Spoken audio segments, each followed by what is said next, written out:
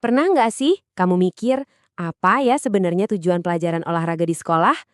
Nah, ternyata kurikulum Merdeka yang baru ini punya jawaban yang bisa jadi bakal bikin kita kaget. Yuk kita bedah bareng-bareng gimana kurikulum ini benar-benar merevolusi pendidikan jasmani, olahraga, dan kesehatan atau yang biasa kita sebut PJOK. Oke, lihat deh. Di satu sisi ada logo Kementerian Pendidikan yang udah familiar banget buat kita. Terus di sebelahnya muncul logo baru, Kurikulum Merdeka. Ini bukan cuma ganti logo atau ganti nama aja loh. Pertanyaan gedenya sekarang, apa sih yang benar-benar baru? Apa yang bikin ini beda? Nah, kita masuk ke bagian pertama. Kurikulum baru, tujuan baru. Penting banget nih buat dipahami. Karena perubahannya itu bukan sekadar soal ganti mata pelajaran, tapi jauh lebih dalam. Ini tentang pergeseran tujuan fundamental dari pendidikan itu sendiri. Jadi, apa sih visi utamanya? Jelas banget. Tujuannya bukan lagi cuma ngejar nilai akademis atau ranking. Bukan itu. Tujuannya adalah membentuk individu yang utuh, yang siap buat belajar seumur hidupnya. Dan puncaknya, menanamkan karakter Pancasila yang kuat. Kita bicara soal nilai-nilai kayak gotong royong, integritas, dan kebinekaan. Keren kan? Oke, sekarang kita masuk ke intinya. Ke dapurnya nih. Inti pembelajaran. Mendalam dan holistik. Bisa dibilang, disinilah letak mesin penggerak dari keseluruhan kurikulum Merdeka ini. Konsep kuncinya itu satu, pembelajaran mendalam. Ini kayak ajakan buat kita semua buat ninggalin metode sistem kebut semalam alias menghafal. Dalam pendekatan ini, siswa itu bukan lagi ember kosong yang pasif diisi air, tapi mereka adalah arsiteknya. Mereka yang aktif membangun pemahaman mereka sendiri. Lewat apa?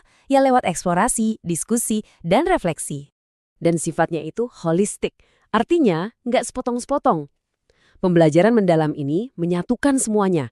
Olah pikir buat intelektual kita, olah hati buat etika, olah rasa buat estetika, dan olahraga buat fisik atau kinestetik. Jadi semua aspek kemanusiaan kita itu diintegrasikan jadi satu kesatuan proses belajar yang utuh. Komplit. Oke, lanjut. Gimana caranya biar pembelajaran mendalam ini bisa berjalan?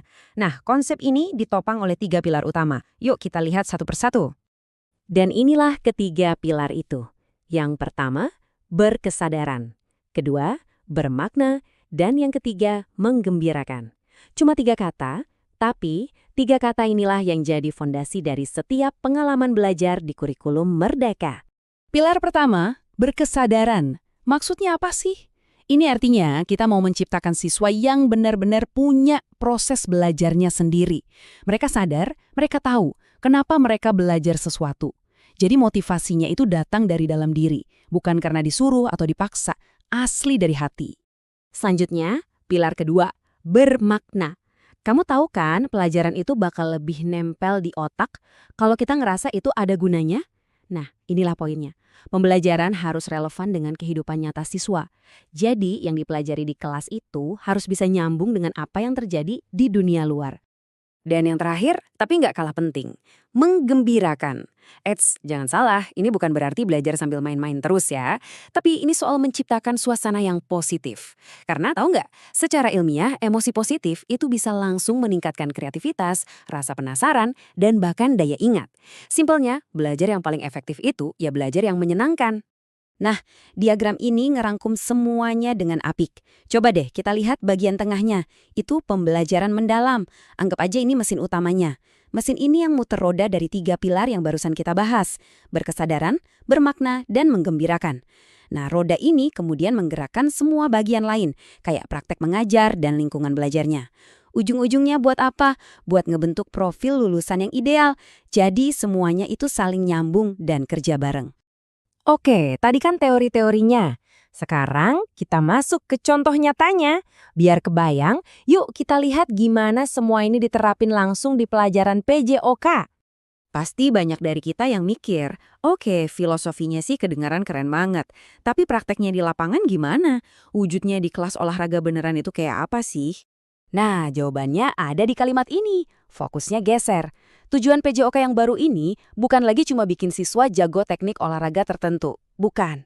Tujuannya adalah memfasilitasi mereka buat menemukan nikmatnya aktif bergerak, menemukan kegembiraan di dalamnya, dan dari situ membangun kebiasaan hidup sehat. Oke, bagian selanjutnya. Perjalanan belajar gerak siswa. Jadi, untuk bisa mencapai tujuan tadi, proses belajar PJOK sekarang ini dilihat sebagai sebuah perjalanan yang bertahap. Ada petanya.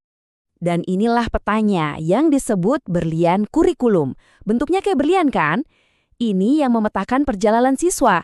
Coba kita lihat dari bawah. Bagian dasarnya yang lebar itu buat anak PAUD sampai kelas 5. Di sini fokusnya membangun fondasi gerak dasar. Terus, naik ke bagian tengah. Buat kelas 6 sampai 8, ini fase eksplorasi, mencoba berbagai macam aktivitas. Dan di puncaknya, buat kelas 9 sampai 12, disinilah mereka mulai mengembangkan keahlian, memilih spesialisasi yang mereka suka, harapannya buat bekal seumur hidup. Tabel ini ngerangkum poin tadi dengan lebih jelas. Jadi, simpelnya gini, jenjang awal, PAUD sampai kelas 5, fokusnya bangun fondasi gerak dasar. Lanjut ke SMP, kelas 6 sampai 8, waktunya eksplorasi, coba-coba macam-macam. Nah pas di SMA, kelas 9 sampai 12, mereka didorong buat mengembangkan keahlian, memilih satu atau dua yang paling disuka buat ditekuni. Oke, sekarang kita ke bagian terakhir, manfaat seumur hidup. Jadi setelah semua proses ini, apa sih hasil akhirnya? Apa manfaat jangka panjangnya? Tujuannya itu menanamkan kecintaan pada aktivitas fisik yang awet seumur hidup, bukan cuma buat lulus ujian. Ini tentang membangun gaya hidup sehat dan aktif. Ini tentang belajar kerja sama tim, soal fair play, soal menghargai teman. Jadi bukan cuma otot yang dilatih, tapi juga keterampilan sosial dan emosional. Pada akhirnya, ini soal menumbuhkan apresiasi terhadap gerak yang bisa dibawa sampai tua nanti. Jadi, kesimpulannya, ini semua bukan lagi cuma soal kebugaran fisik. Bukan. Tujuan akhirnya itu jauh lebih besar dari itu, yaitu peningkatan kualitas hidup secara keseluruhan. Nah, ini yang mau saya tinggalin buat jadi bahan renungan kita semua. Coba deh kita pikirin, kalau tujuan akhir pendidikan itu adalah ningkatin kualitas hidup, pelajaran apa lagi coba yang bisa lebih penting dari ini?